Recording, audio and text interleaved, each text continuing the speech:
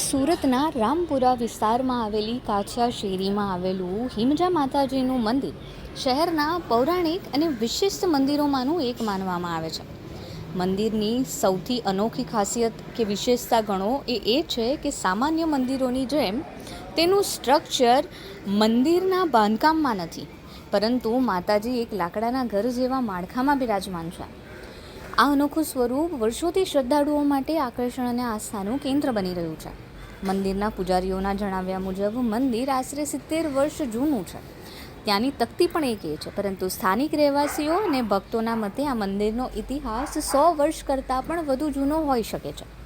વર્ષો દરમિયાન આ સ્થળે અનેક શ્રદ્ધાળુઓ દર્શન માટે આવે છે અને આ મંદિરમાં આવીને માતાજીના આશીર્વાદ પ્રાપ્ત કરે છે.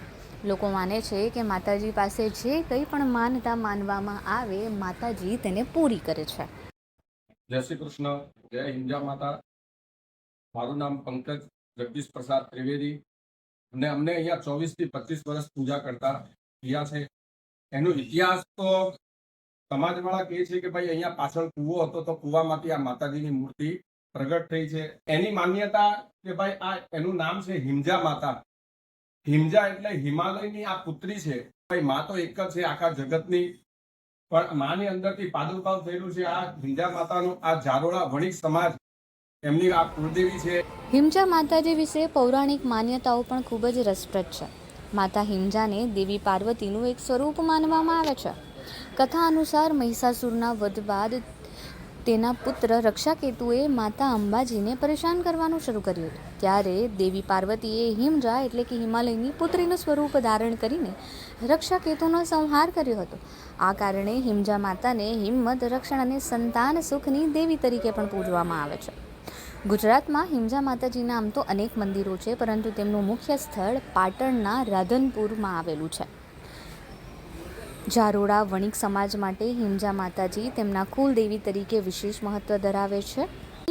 ભક્તો તેમની ઈચ્છા મુજબ અને યથાશક્તિ મુજબ પ્રસાદ નૈવેદ્ય લાવીને ધરાવે છે.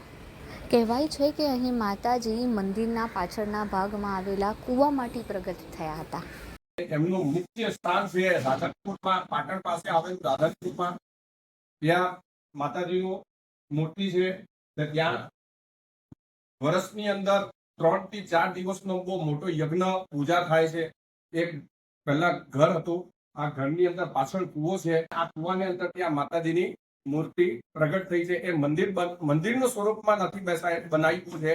આ ફક્ત અહીંયા માતાજીની સેવા, કેમ કે બાજુવાળા ઉપરવાળા બધા હતા, એ લોકો સેવા પૂજા અહીંયા કરતા હતા.